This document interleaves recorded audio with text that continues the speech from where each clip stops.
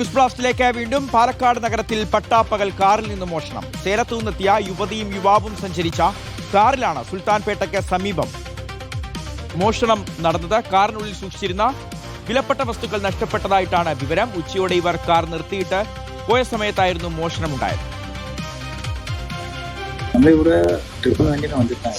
ഇപ്പോൾ ഇവിടെ പാർക്ക് ചെയ്തിട്ട് പിന്നെ റൂം ഇട്ടിട്ട് പിന്നെ കളിക്കാൻ വേണ്ടി ഫുഡ് കഴിക്കാൻ വേണ്ടിയാണ് ഇപ്പോൾ വർഷത്തും തോടെ പോയിട്ട് ഒരു 1.5 മണിക്കൂറാവും. പിന്നെ ഇവിടെ തിരിച്ചു വന്ന് കണ്ടപ്പോഴാണ് ഒരു കാറിന്റെ ചില്ല് പൊട്ടിച്ചിരിക്കുന്നു അല്ലേ? പൊട്ടിച്ച് ബാഗ് എന്തെല്ലാം പോയി? ബാഗിൻ്റെ എല്ലാം ആപ്പിൾ വാച്ച് ഉണ്ടാവും, പിന്നെ 15,000 ക്യാഷ് ഉണ്ട്, പിന്നെ ബ്ലൂടൂത്ത് ആപ്പിളിന്റെ ബ്ലൂടൂത്ത് ഉണ്ടാവും, പിന്നെ 15,000 ക്യാഷ്. ഇക്ബാൽ അറക്കലുണ്ടായ വിവരങ്ങൾ നൽകാൻ നമുക്കൊപ്പം. ഇക്ബാൽ, അപ്പോൾ പകൽ സമയത്ത് കാറിന്റെ ചില്ലൊക്കെ അടിച്ചു തകർത്താണ് മോഷണം നടത്തിയിരിക്കുന്നത്. ഈ മോഷ്ടാക്കളെ കുറിച്ച് എന്തെങ്കിലും വിവരം ലഭിച്ചിട്ടുണ്ടോ?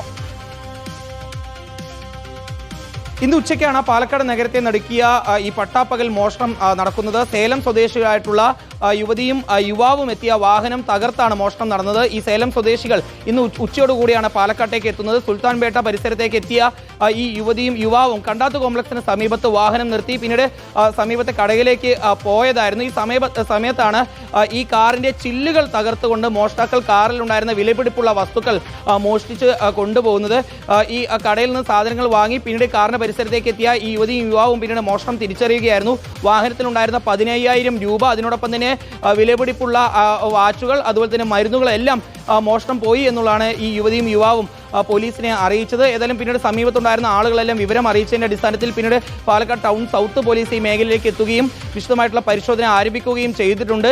ഏതായാലും ഈ വാഹനം പാർക്ക് ചെയ്തിട്ട് സമീപത്തുള്ള CCTV ദൃശ്യങ്ങൾ ശേഖരിച്ചുള്ള പോലീസ് ആ ദൃശ്യങ്ങൾ പ്രകാരമുള്ള അന്വേഷണത്തിലേക്കാണ് കടന്നിരിക്കുന്നത്.